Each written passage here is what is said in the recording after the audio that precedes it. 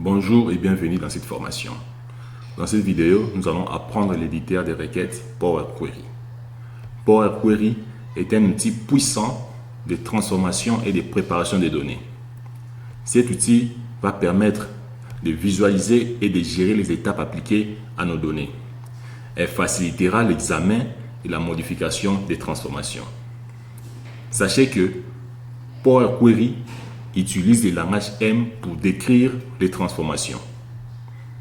Elle offre de nombreuses options pour nettoyer les données, par exemple la suppression des doublons, filtrage des lignes et le chargement des types de données. Gardez à l'esprit, nettoyer des données consiste à transformer notre jet de données afin qu'il puisse être utilisé pour la création de rapports. Maintenant, ce que nous allons faire, nous allons lancer notre MySQL, lancer Power BI afin d'effectuer l'importation et la transformation. Je vais lancer XAMPP. C'est là où nous allons retrouver MySQL. Je vais cliquer sur Start, à page et MySQL. Voilà, ça se lance. Parfait. Maintenant, je vais lancer le navigateur Chrome. C'est là où nous allons afficher notre base de données. Je vais faire localhost, MySQL, phpMyAdmin. Et puis, je vais lancer Power BI pour importer notre jet de données. On patiente un peu. Voilà.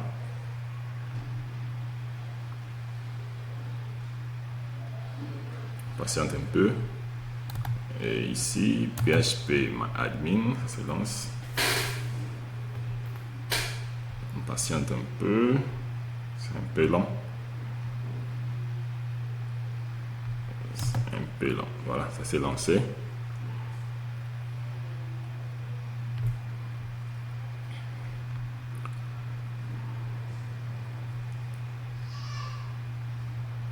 Donc, cette étape de transformation que nous allons faire présentement va consister à renommer certaines colonnes, certaines tables, uniformiser les données qu'on peut retrouver dans différentes requêtes. C'est ça son utilité, c'est ce qu'on va faire. On va cliquer dans rapport vierge. Rapport vierge. On va cliquer sur obtenir les données, plus nous allons importer notre jet de données. On va cliquer sur base de données MySQL. Donc la base de données que nous allons utiliser ou les fichiers ou les tables que nous allons utiliser proviennent de la base de données MySQL. Donc ici nous allons préciser le nom du serveur, c'était localhost. Ici, on va préciser le nom de la base de données, c'est vente. On va cliquer sur OK.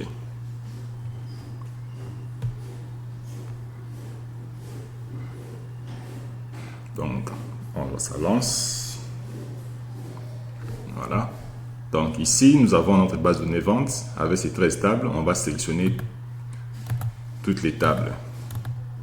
On va sélectionner. Donc, notre transformation va être appliquée dans toutes ces tables. On va cliquer sur transformer les données. Transformer les données.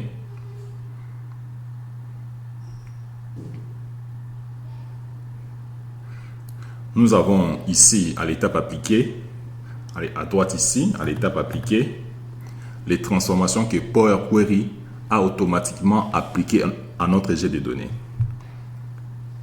Et lorsqu'on clique sur source, donc la source, c'est le chemin qui amène à notre base de données. Comme ici, on a MySQL Database, Localhost, Vente. Donc c'est le chemin de notre base de données Vente. Et lorsqu'on lance l'éditeur Power Query, il y a aussi une option qu'on appelle en-tête promis. Dans la tête promis, il identifie les en-têtes des colonnes et ensuite il affiche les colonnes et les différents types de données pour chaque colonne. Et ici, on a navigation. Donc, dans la navigation, ça affiche nos données sous forme d'un tableau. Donc, voilà un peu les étapes appliquées. Donc, tout ce qu'on fera, ça va être dans l'étape appliquée. Toutes les transformations que nous allons apporter, toutes les suppressions, modifications, changements de type des données, ça va s'afficher ici dans l'étape appliquée. Comme je disais tantôt, toutes les transformations que nous allons effectuer dans Power Query, ça ne va pas affecter le fichier source. Donc, ça sera modifié seulement dans Power Query. Maintenant, ce que nous allons faire, nous allons d'abord enlever là où on a écrit vente, vente client, vente collation, vente commande. On laisse seulement catégorie, client, donc chaque nom de la table. On commence déjà nos transformations. Et on est là. J'efface carte, vente, je laisse catégorie pour la première lettre en majuscule, ainsi de suite. Première lettre en majuscule, client, collation, commande,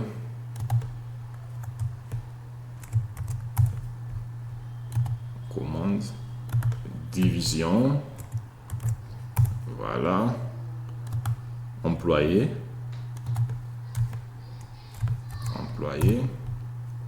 fournisseur, la première lettre en majuscule, historique salaire,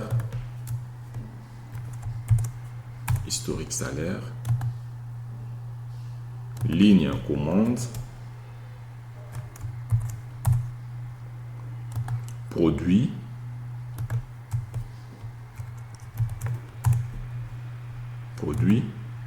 service, voilà, service, système diagramme,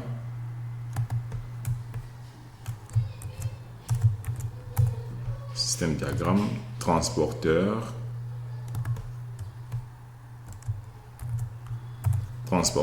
voilà. Ici, on a enlevé les noms de la base de données qui s'affichaient dans nos requêtes ou dans nos tables. Maintenant, ce qu'on va faire, on va accéder dans la catégorie, on va nettoyer, enlever ce qui n'est pas bon, afin que tout soit en ordre. Voilà. Ici, en haut, ici, ça c'est le langage M. Je vous avais dit tantôt que Power Query utilise le langage M. On ne va pas vraiment entrer en détail. Je pense tout au long de la vidéo, peut-être on va en parler. Donc, dans la table de catégorie, notre type de données, c'est ABC, alphanumérique, c'est bon. La description et la vente, c'est bon. On vient ici, dans client. On a ID client, on vérifie les types de données. Donc, pour changer les types de données, vous pouvez cliquer sur les types en question. On clique une fois et le type de données va s'afficher. Et si vous voulez effectuer le changement, vous cliquez sur un type de données. Ça va changer. C'est bon ici. C'est bon. Région. Dans région, on remarque que il y a des champs ou des cellules qui sont nulles. Ils sont à nul. Et c'est pas bon. C'est pas idéal pour les rapports. Donc, ce qu'il faudrait faire, il faudrait les remplacer. Il faudrait l'attribuer aussi des valeurs ou des noms pour qu'on puisse bien effectuer nos rapports. Pour les faire, nous allons aller dans Transformer, dans Onglet Transformer. On va cliquer d'abord sur la colonne. On va venir ici Remplir. Remplir vers le haut. Donc ici, on a rempli vers le bas plutôt. On a rempli les colonnes, plutôt les cellules qui contenaient les valeurs nulles. On l'a remplacé par les ABC, ainsi de suite. Maintenant, en haut, on va aussi les remplacer. C'est-à-dire, les OR vont aussi monter en haut. Je viens ici, remplissage vers le haut. Voilà. Ici, c'est bon. On descend jusqu'en bas. Il n'y a plus de valeurs nulles. Très bien. On continue. Ici, le téléphone, c'est alphanumérique. Pourquoi? Parce que il y a des parenthèses, des caractères spéciaux. Voilà, ça reste comme ça, c'est bon. Fax. Fax aussi, il y a des valeurs nulles. Donc, nous avons aussi la possibilité de supprimer une ligne. Donc, pour supprimer une ligne, on va aller dans accueil, réduire les lignes, supprimer les lignes. Supprimer les lignes du bas. On prend peut-être les trois ces 3 lignes. Je précise 3 lignes. OK. Vous voyez, ça a supprimé nos 3 lignes. Et si nous voulons revenir en arrière, toujours dans l'étape appliquée, souvenez-vous, je vous ai dit, tout ce qu'on fait, toutes les modifications, toutes les transformations que nous sommes en train de faire, ça se trouve ici dans l'étape appliquée. Donc, comme ici, nous avons supprimé les 3 dernières lignes, si nous voulons revenir, comme ici, vous voyez, c'est 121 lignes. Si nous voulons revenir à l'ancien état, nous allons cliquer ici, remplir vers le haut, nous voyons 124 lignes. Et si nous redescendons dans la dernière ligne supprimée, vous voyez, je vais les supprimer, ce n'est pas intéressant pour nous. Ce qu'on va faire ici, on va l'attribuer les valeurs aussi. On va aller dans affichage, transformer, remplir vers le bas. Vers les bas, voilà. Toutes les lignes ou tous les enregistrements ont maintenant des valeurs. Parfait. Ici, c'est bon. Voilà. On part dans la collation un peu rapidement. Ici, c'est bon. Commande. Une chose encore. Imaginons, nous avons besoin que... Vous voyez la première ligne. La première ligne du client, de la commande. Nous avons besoin que ça puisse maintenant devenir les colonnes. Donc, ça puisse devenir les en-têtes plutôt. Ça puisse devenir les en-têtes. Pour que ça puisse devenir les en-têtes, il faudrait venir ici, cliquer d'abord, donc sélectionner une colonne par exemple, venir ici, utiliser la première ligne pour les en-têtes. Donc, si nous avons besoin d'utiliser la première ligne comme en-tête, nous allons venir dans transformer, utiliser la première ligne pour les en-têtes, utiliser la première ligne pour les en-têtes, on clique. Automatiquement, la première ligne voilà. Voilà. Donc, on n'a plus ce qu'on avait, on a maintenant changé. Mais si nous voulons revenir à l'état initial, on va cliquer sur en-tête promis. Ah, voilà. Voilà l'en-tête promis, ça s'est affiché. L'en-tête promis, et nous on n'a pas besoin de ça. Je vous ai juste montré comment est-ce qu'on peut, une ligne peut devenir aussi l'en-tête. C'est possible avec Power BI. Je vais supprimer. Et ici, là, les types de données, c'est bon. Je viens ici. Ici, les types de données, c'est heure et date. C'est bon, mais je peux changer. Je mets date. Ici aussi, je mets date.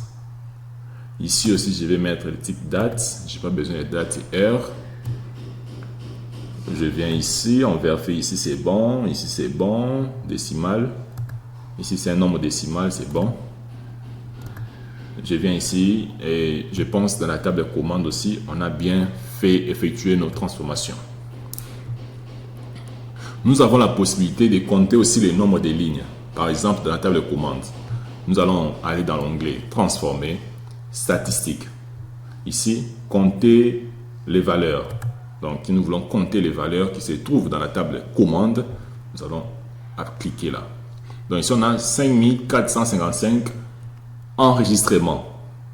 Voilà, ici, ça a calculé, total calculé. Très bien. Si vous voulez l'effacer, vous supprimez là.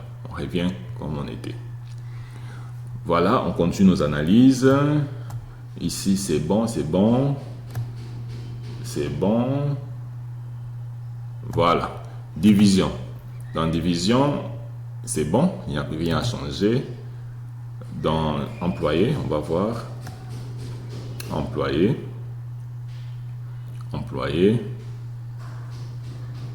Ici, il y a des valeurs nulles dans région.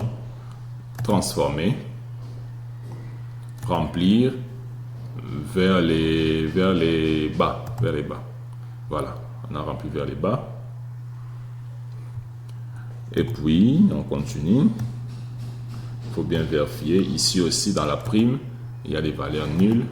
Remplir vers les bas. Rempli vers les hauts. Voilà, on a rempli vers les hauts, très bien. On continue, là il y a des valeurs nulles en traite, là il faudrait supprimer, il faut supprimer. Je vous ai montré comment supprimer une ligne. On peut même supprimer aussi une colonne, par exemple, comme ça, le prénom, on a besoin de les supprimer. On va aller dans accueil, gérer les colonnes, colonne supprimée, supprimer une colonne, il n'y aura plus les prénoms. Si nous voulons revenir, on revient là. Ici, je vais supprimer, je supprime ça. On a besoin de retrouver notre colonne prénom. On continue. Ici, c'est bon. Je pense que c'est bon. On va vérifier encore une seconde fois, une dernière fois. Voilà. Ici, il y a les valeurs nues dans dépenses. Transformer vers les bas. Parfait. Ici, c'est bon, c'est bon. On retourne un peu rapidement. C'est bon. C'est bon. Voilà. Fournisseur. Fournisseur. On vérifie. Les types, c'est bon. Il y a des valeurs nulles dans la région. On vient transformer, remplir vers les bas. Très bien. Remplir vers les hauts aussi. Très bien. On continue. Les types de données, c'est bon. Code postal, USA, fax. Il y a aussi des valeurs. Remplir vers les bas. Remplir vers les hauts. Parfait. On continue ici aussi dans site web. Remplir vers les bas. Remplir vers les hauts. Très bien. Très bien. Voilà, je pense que dans la requête fournisseur ou dans la table fournisseur, c'est bon. Historique. Historique, on n'a pas besoin date et heure. On prend la date. Le salaire, c'est en décimal, c'est bon. On ne va pas toucher. Date fin, on met en date. Voilà, c'est bon. Ligne commande. Donc, c'est comme ça qu'on effectue les transformations et les nettoyages. Donc, on supprime ce qu'on peut supprimer. On ajoute ce qu'on peut rajouter. Tout ça là. Supprimer ici, ligne commande, c'est bon, je descends en bas, ligne commande, voilà, ici produit,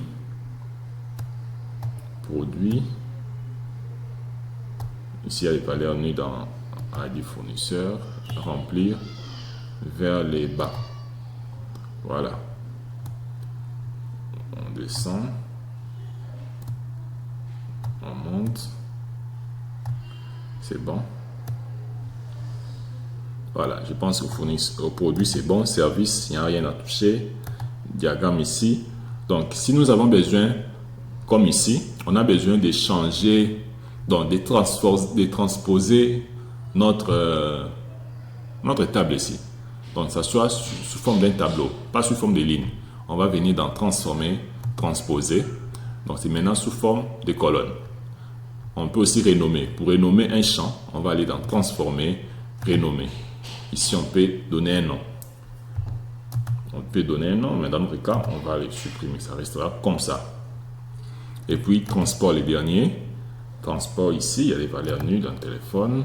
Remplir vers les bas. Voilà. C'est bon. Maintenant, on va voir ce qu'on n'a pas fait.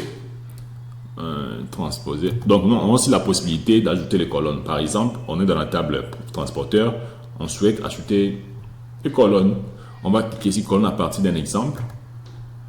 À partir de toutes les colonnes. Voilà. Lorsqu'on clique ici, on dit ajouter une colonne à partir d'un exemple. Entrer des exemples des valeurs pour créer des colonnes. Donc, ici, on peut donner un nom et puis préciser peut-être des valeurs qui se trouvent dans la table téléphone, par exemple. Ça va s'afficher ici. On n'a pas besoin de le faire, je vais juste montrer.